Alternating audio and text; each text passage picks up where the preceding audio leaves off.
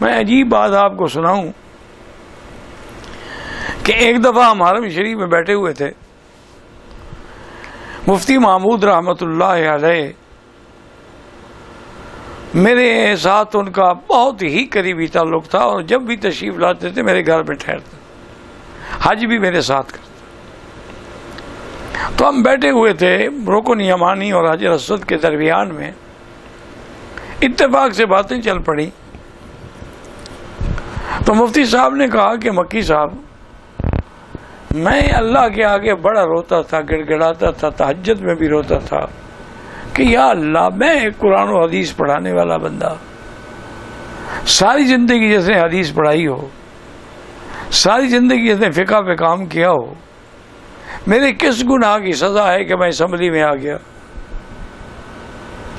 اور اسمبلی بھی ایسی کہ جس کے اندر نعوذ باللہ ایسی عورتیں ہیں جو اس طرح ماشاءاللہ بن سنور کے آتی ہیں جیسے کسی فلم کی سٹوری کے لیے انہوں نے اپنے آپ کو پیش کیا ہو،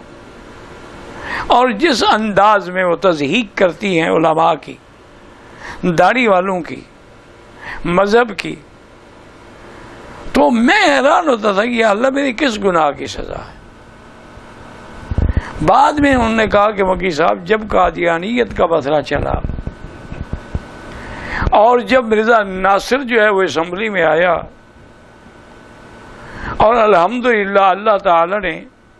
اہل سنت والجماعت کی طرف سے مجھے یہ بندگی و اعزاز بخشا، ویسے بحیثیت ایک قانونی وکیل کے تو یہ اختیار تھے جو اس کو قانونی شکل دیتے تھے، اصل سوال جواب تو ہم دیتے تھے۔ تو ہماری اس سے بحث چلتی رہی۔ انہوں نے کہا کہ ایک دن اس نے ایسا کیا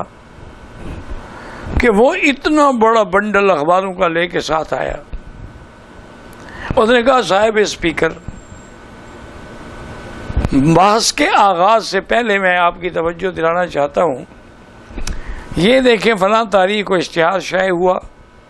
علماء دیوبند نے بریلویوں کو کافر کہا، یہ فلاں تاریخ کو اشتہار شائع ہوا، بریلویوں نے علماء دیوبند کو کافر کہا، یہ فلاں تاریخ کو اشتہار شائع ہوا، اہل حدیث نے علماء احناف کو کافر کہا، اور یہ اس طرح اس نے سارے وہ اشتہارات جو تھے وہ پیش کیے۔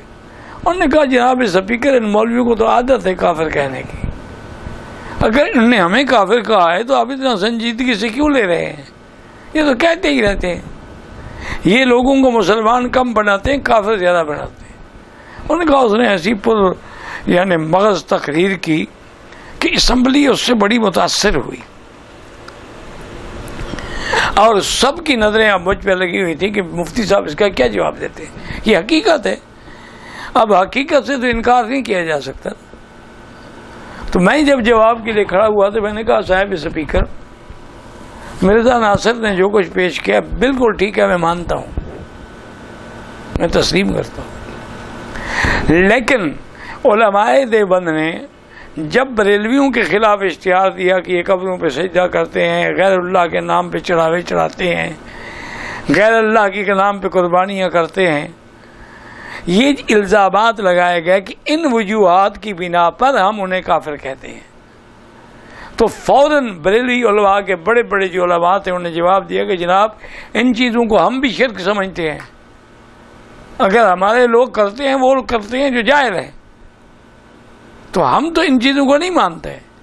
تو جب انہوں نے وجوہ کفر کا انکار کر دیا تو کافر نہ رہے۔ اب بریلویوں نے ہم پر فتویٰ دیا کہ بھی یہ دیوبندی گستاخ رسول ہیں، رسول اللہ کو اپنا بھائی سمجھتے ہیں،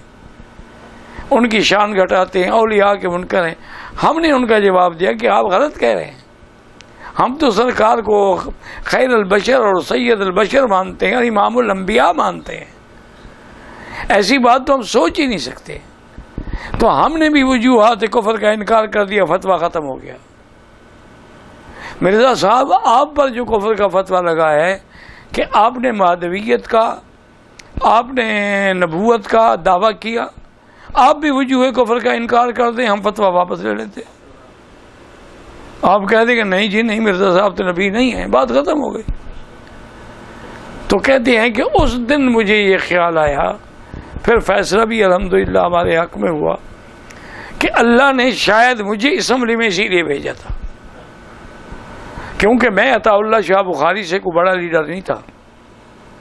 مولانا محمد علی جلندری، عطا اللہ شاہ بخاری، ابو الحسن، اتنے بڑے بڑے لوگ، لیکن انہوں نے تحریک چلائی،